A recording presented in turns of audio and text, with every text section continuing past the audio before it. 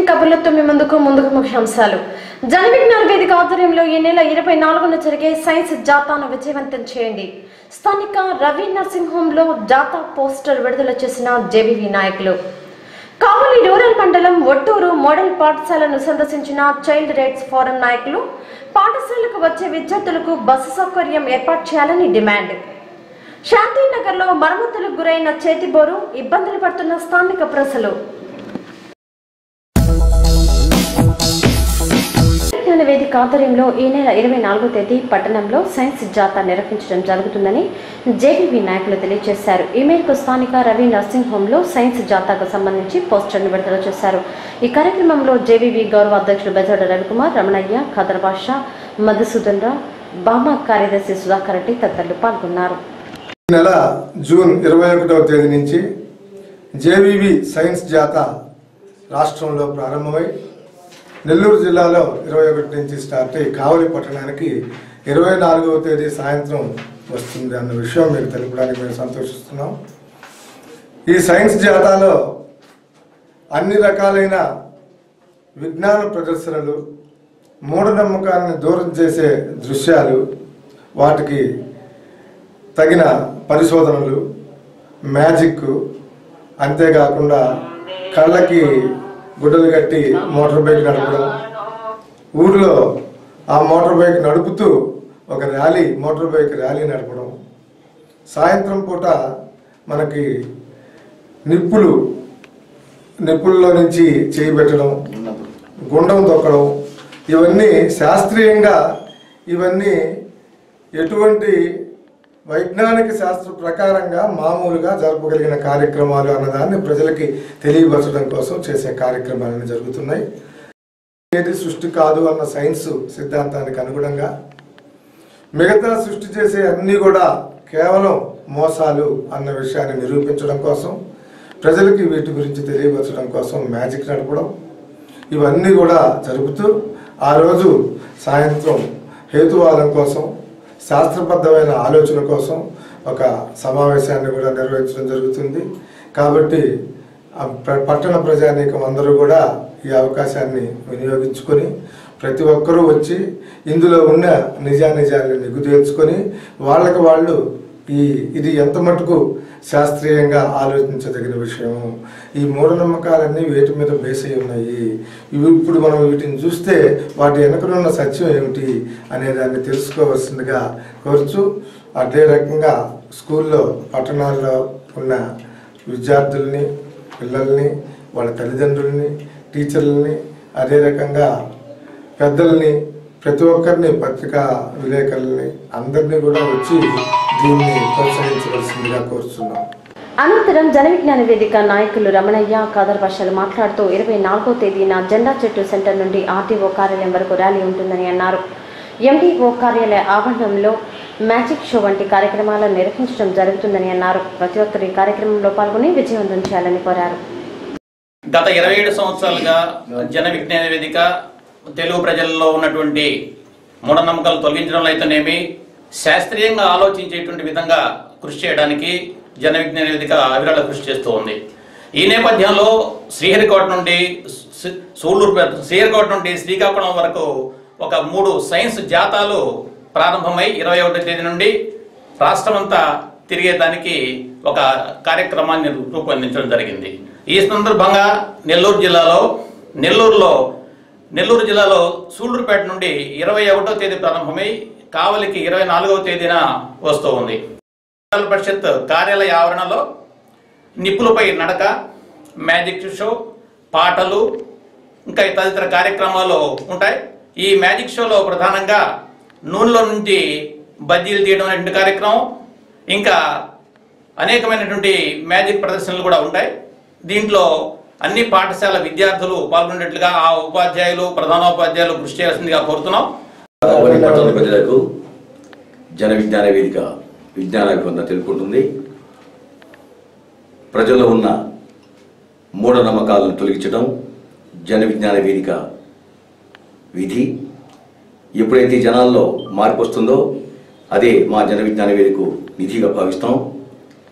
24వ తేదీన జరిగేటటువంటి కార్యక్రమాలు మా వాళ్ళకు చెప్పారు. ఆ కార్యక్రమాలకి కావలిలో ఉన్నటువంటి విద్యావేత్తలు, మేధావులు, ఉపాధ్యాయులు, విద్యార్థి సంఘాలు, విద్యార్థులు, ఉపాధ్యాయులు అందరూ విరివిగా హాజరై ఆ కార్యక్రమాన్ని విజయవంతం చేయాల్సిందిగా జన విజ్ఞాన వేదిక విజ్ఞప్తి చేస్తుంది.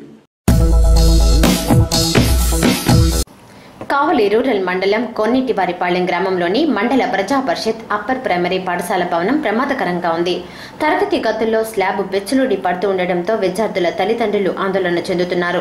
విద్యార్థులు కూడా గదుల కంటే బయట చెట్ల కిందే నయమనుకుని అక్కడే చదువులు సాగిస్తున్నారు. చాలా కాలంగా ఇదే పరిస్థితి కొనసాగుతున్నా ఈ పాఠశాలను పట్టించుకునేవారు కరువవుతున్నారు. వర్షాకాలంలో వాన, ఎండాకాలంలో పెచ్చులుడి పడటం అలవాటైపోయిందని పాఠశాల హెచ్ఎం పేర్కొంటున్నారు.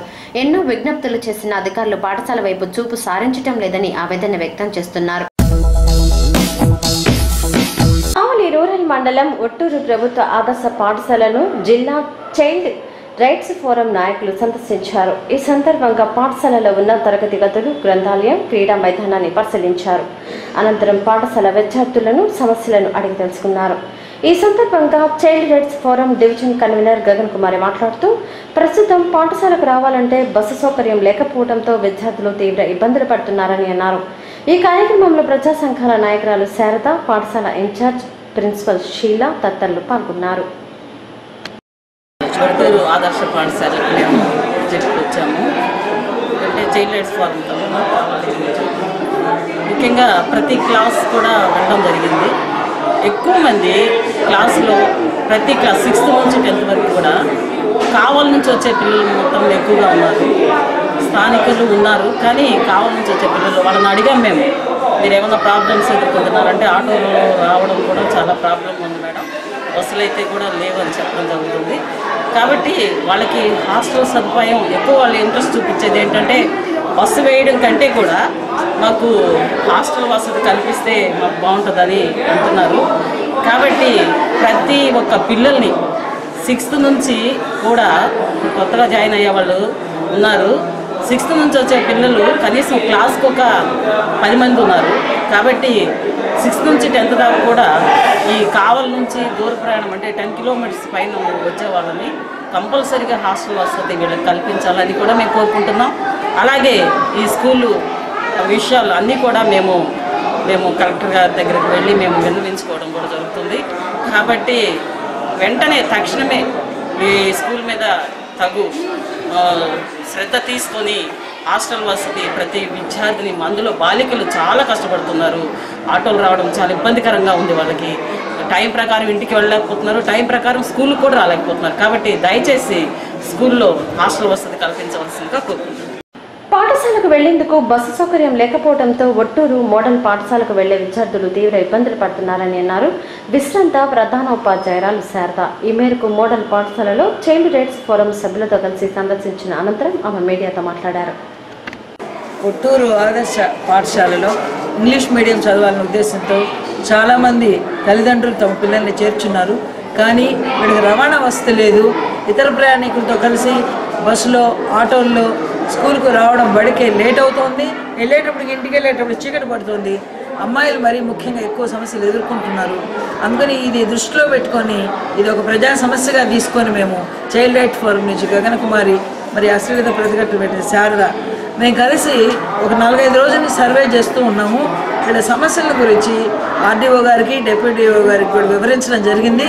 ఈరోజు సర్వే చేయడానికి స్కూల్కి వచ్చాము. ఈ నివేదికను అంతా కూడా కలెక్టర్ గారికి తెలియజేసి ఇక్కడ ప్రస్తుతం కేవలం ఇంటర్మీడియట్ వాళ్ళకి, హై స్కూల్ వాళ్ళకి మాత్రమే ఉన్నటువంటి ఈ హాస్టల్ వసతిని 6వ తరగతి నుంచి అందరు విద్యార్థులకు కూడా, దూర ప్రాంతాల నుంచి వచ్చే అందరు విద్యార్థులకు కూడా హాస్టల్ వసతి కల్పించాలని, ప్రత్యేకంగా ఒట్టూరు మోడల్ స్కూల్ బస్ అనే దాన్ని ఒకటి గవర్నమెంట్ ఏర్పాటు చేయాలన్నటువంటి ఈ 2 డిమాండ్స్ని మేము కలెక్టర్ గారి దృష్టికి తీసుకుపోదలుచుకున్నాం. చదువు మిగతా అన్ని వసతులు ఇక్కడ బాగున్నాయి. దీంతో పాటు ఈ వసతులు కూడా కల్పించినట్టయితే విద్యార్థుల యొక్క, పేద విద్యార్థుల యొక్క అభివృద్ధికి ప్రభుత్వం తోడ్పాటు ఇచ్చినట్లు అవుతుందని చెప్పేసి ఈ సందర్భంగా తెలియజేస్తుంది. మా స్కూల్ని, ఆ స్కూల్లో ఉన్న పిల్లల్ని వాళ్ళ యొక్క సమస్యలను అడిగి తెలుసుకోవడానికి వస్తుందని నెల్లూరు జిల్లా child rights forum divisional incharge గారు గగన్ కుమారి గారు మా స్కూల్ని దర్శించున్నారు. పిల్లలతో ఇంటరాక్ట్ అయ్యి సమస్యలను అడిగి తెలుసుకుని ఉన్నారు. మా పాఠశాల ప్రాథమిక సమస్య ఏంటంటే ట్రాన్స్పోర్టేషన్ ప్రాబ్లంగా ఉంది. ఆడపిల్లలు కావలి నుంచి, కావలి పరిసరాల విలేజెస్ నుంచి, అలాగే వేరే మండలాల నుంచి మాకు వస్తూ ఉన్నారు. ట్రాన్స్పోర్టేషన్ చాలా ఇబ్బంది పడుతూ ఉన్నారు. కాబట్టి వాళ్ళు మా స్కూల్కి వచ్చి ఈ విషయాలను కనుక్కొని మా పక్షంగా లేదా మా పిల్లల సమస్యల పరిష్కారం పక్షంగా వాళ్ళు పోరాడుతున్నారు. వాళ్ళకి కృతజ్ఞతలు తెలియజేస్తూ ఉన్నాము. మా పిల్లల యొక్క సమస్యలు త్వరలో సాల్వ్ అవ్వాలని మేమంతా కోరుకుంటాం. అనారోగ్యాలను సరిచేసుకొని ఆరోగ్యం కోసం బాధితులు కావలిపట్నంలోని ఏరియా వైద్యశాలకు వస్తుంటారు. కానీ మన ఏరియా వైద్యశాలలో పరిస్థితి మాత్రం అందుకు భిన్నంగా ఉంది. ఒకరు వ్యాధితో హాస్పిటల్లో మంచంపై పడుకుంటే సాధారణంగా దానిని శుభ్రం చేసి మరో దుప్పటి కప్పి ఆ మంచాన్ని మరొకరికి కేటాయించాల్సి ఉంది. కానీ మన హాస్పిటల్ సిబ్బంది మాత్రం ఈ విషయంలో పొదుపు పాటిస్తున్నారు. ఒకే దుప్పటిపై పలు రకాల బాధితులు ఉండాల్సి రావడంతో పాత వ్యాధుల కంటే ముందు కొత్త వ్యాధులు వ్యాపిస్తున్నాయని బాధితులు వాపోతున్నారు. అయ్యా అధికారులు, కాస్త వ్యాధిగ్రస్తులను కూడా పట్టించుకోండి. స్థానిక శాంతినగర్లో ఉన్న మంచినీటి బోరు మరమ్మతులకు గురై ఉండటంతో స్థానిక ప్రజలు తీవ్ర ఇబ్బందులు పడుతున్నారు. గత కొంతకాలంగా బోరు నిరుపయోగంగా ఉన్న అధికారులు ఈ విషయాన్ని పట్టించుకోవడం లేదని ఆ ప్రాంతవాసులు అంటున్నారు. వేసవి కాలం ప్రారంభమైందని ఇప్పటికైనా అధికారులు స్పందించి బోరుకు మరమ్మతులు చేయించాలని స్థానిక ప్రజలు విజ్ఞప్తి చేస్తున్నారు. చాలా కాలం నుంచి పనిచేయట్లేదా?